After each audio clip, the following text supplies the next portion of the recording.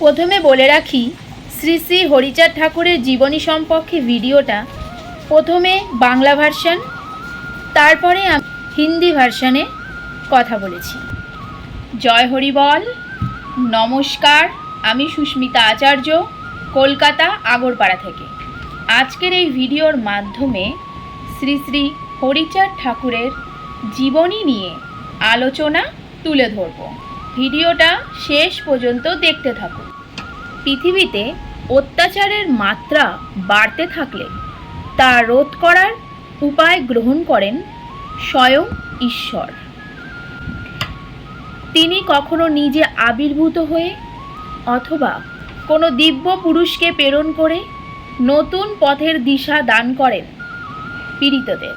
ঠিক এই কারণেই শ্রী শ্রী হরিচাঁদ ঠাকুর 1218 বঙ্গাব্দে, ইংরেজি 1812 খ্রিস্টাব্দে 13ই মার্চ বুধবার বাংলাদেশের ফরিদপুর জেলার গোপালগঞ্জ মহকুমায় কাশিয়ানী থানার সফলডাঙ্গা গ্রামে মধুকৃষ্ণা ত্রয়োদশী তিথিতে শ্রী শ্রী হরিচাঁদ ঠাকুর নররূপে যশবন্তের ঘরে মা অন্নপূর্ণার কোলে জন্মগ্রহণ করেন। হরিচাঁদ ঠাকুর দেখেছিলেন দেশের অবহেলিত সাধারণ মানুষদের এবং নিচু বর্ণের মানুষদের দারিদ্র্য, শিক্ষার অভাব, অনাচার, অত্যাচার, নির্যাতন, নিপীড়ন, ধর্মের নামে ব্যভিচার, ধর্মীয় শোষণ, রাশি রাশি কুসংস্কার তিনি দেখেছিলেন। হরিচাঁদ ঠাকুর সমাজের নিম্নবর্ণের মানুষদের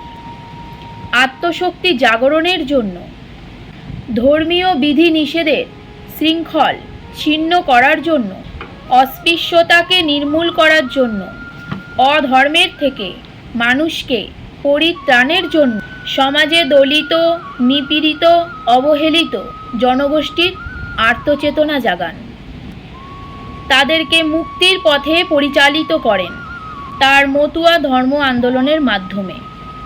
তিনি এক মহান মানবতাবাদী ধর্ম প্রচার করেন। ধর্ম কর্ম সমন্বয়ে মানুষকে তিনি বাঁচার প্রেরণা দিয়েছিলেন। শ্রী শ্রী হরিচাঁদ ঠাকুর মানুষকে হরিনাম করতে বলেন, কেননা হরি পূজার চেয়ে হরি নাম করার শক্তি বেশি। শ্রী শ্রী হরিচাঁদ ঠাকুর বলেছেন, হরিনাম করতে করতে সব থেকে বেশি গুরুত্ব দিতে হবে নিজ নিজ কর্মে। সেই কারণে তিনি স্পষ্ট বলেছেন, হাতে কাম মুখে নাম। শ্রী শ্রী হরিচাঁদ ঠাকুর সকলকে আদর্শ গার্হস্থ্য ধর্ম পালন করতে বলেন এবং দ্বাদশ আজ্ঞা পালন করতে বলেন। শ্রী শ্রী হরিচাঁদ ঠাকুর সমাজে নারীদেরকে যথাযোগ্য সম্মান প্রদর্শন করেছিলেন। তিনি সমাজে নারী পুরুষের মধ্যে এক অপূর্ব সমতা বিধান করেছিলেন যে নারী পুরুষ একসাথে পূজা অর্চনা করবে, নাম সংকীর্তন করবে, মহোৎসবে নারী পুরুষ একসঙ্গে ঈশ্বরের প্রেমে মাতোয়ারা হবে। তার আদর্শে অনুপ্রাণিত হয়ে ঐক্যবদ্ধ হয়েছিল 36টি জাতি। সেই জাতির মধ্যে ব্রাহ্মণ, ক্ষত্রিয়, বৈশ্য এবং নমশূদ্ররাও ছিলেন। অন্তর্ভুক্ত হয়েছিলেন ভিন্ন ধর্মাবলী গণ। তাই তো বলা হয় সকল নম মতুয়া, কিন্তু সকল মতুয়া নম নয়। শ্রী শ্রী হরিচাঁদ ঠাকুর মানুষে মানুষে ভেদাভেদ, অস্পৃশ্যতা, বৈষম্য এবং হিংসা দূর করেছিল। শ্রী শ্রী হরিচাঁদ ঠাকুর সকল মানুষকে প্রেমের বন্ধনে একসুরে বাঁধলেন। শ্রী শ্রী হরিচাঁদ ঠাকুর তিনি নিজেও কঠোর পরিশ্রম করে দেখিয়ে দিয়ে গেছেন মানব জীবনে কর্মের গুরুত্ব কী। তিনি কৃষিকাজ করে বন্ধা মাটির বুকে ফলিয়েছেন সোনার ফসল। শ্রী শ্রী হরিচাঁদ ঠাকুরের মতে গৃহ সংসারে জীবনযাপন করেও ঈশ্বর সাধনা করা সম্ভব।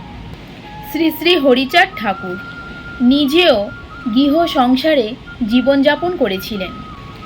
একসময় চক্রান্তকারী মনোবিদেরা চেষ্টা করেছিলেন হরিনামের প্রেমে মাতোয়ারা আবেশকে অবরুদ্ধ করতে এবং তার ধর্মীয় ও সামাজিক আন্দোলনকে বন্ধ করতে।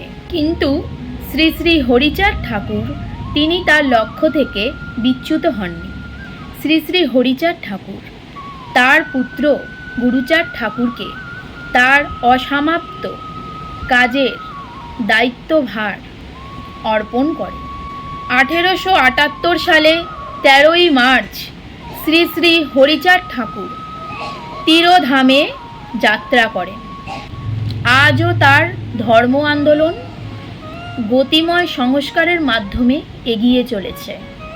যাই হোক, আমি আমার আজকের ভিডিওটা এখানেই শেষ করছি। দেখা হবে নতুন কোনো ভিডিওতে। ততক্ষণ অবধি সবাই ভালো থাকবেন, সুস্থ থাকবেন। নমস্কার। জয় হরি बोल।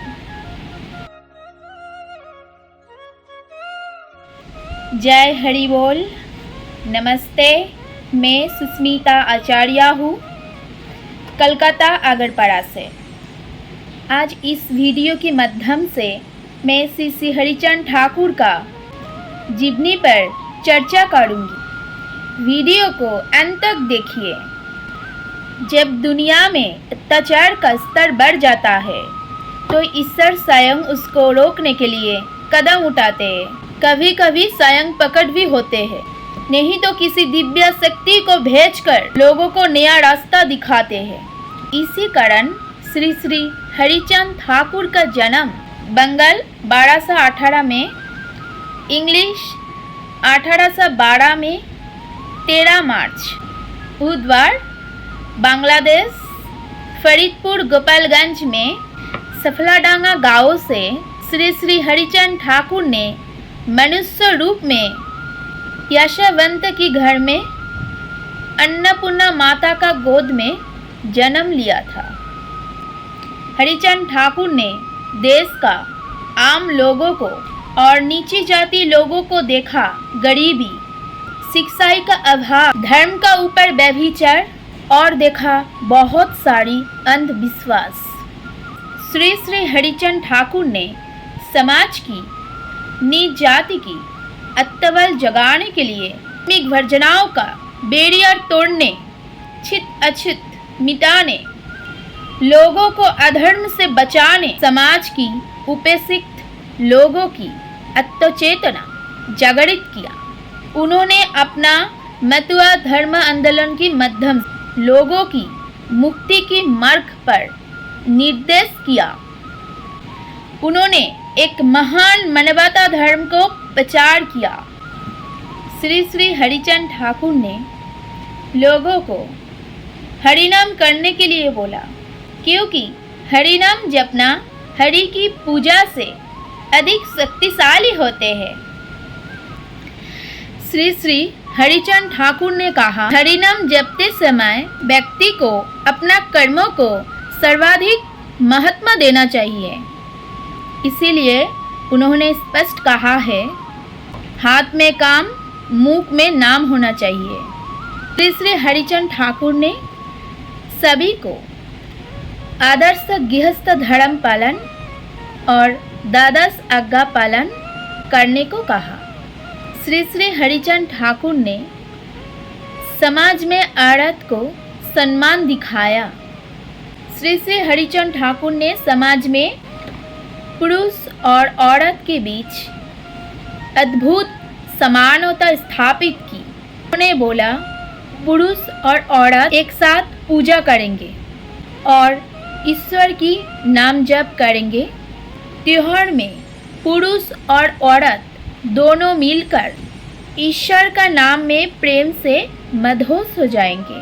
श्री हरिचंद ठाकुर का आदर्श से 36 जाति का लोगों ने प्रेरित हुआ। इन जातियों में ब्राह्मण, क्षत्रिय, भिस्तु, नमशूद्र भी थे। इसमें विभिन्न धर्म की लोग भी शामिल थे। इसलिए कहा जाता है कि सभी नम मतुआ है, लेकिन सब मतुआ नम नहीं है। श्री श्री हरिचंद ठाकुर ने लोगों के बीच में भेदभाव, अस्पृश्यता, ईर्ष्या को दूर किया। श्री हरिचंद ठाकुर ने सभी लोगों को प्रेम से एकजुट किया। श्री श्री हरिचंद ठाकुर ने स्वयं खुद मेहनत करके मानव जीवन में कर्म की महत्व को दर्शाया। उन्होंने खेती करके बंजर जमीन पर सुनहरी फसल उगाई है। श्री श्री हरिचंद ठाकुर के अनुसार में यह जीवन जीकर भी ईश्वर प्राप्त कर सकती है। श्री श्री हरिचंद ठाकुर ने स्वयं यह जीवन जीते हैं। समय पर षड्यंत्रकारी ने हरिनाम को सामाजिक आंदोलन को बार बार रोकने के लिए कोशिश किया था। श्री श्री हरिचंद ठाकुर ने कभी अपना लक्ष्य से विचलित नहीं हुआ था। श्री श्री हरिचंद ठाकुर ने अपना अधूरा कार्यक्रम पुत्र गुरुचंद ठाकुर का ऊपर सौंप दिया। आज का अपना वीडियो यही समाप्त कर रही हूँ। नमस्ते, जय हरि।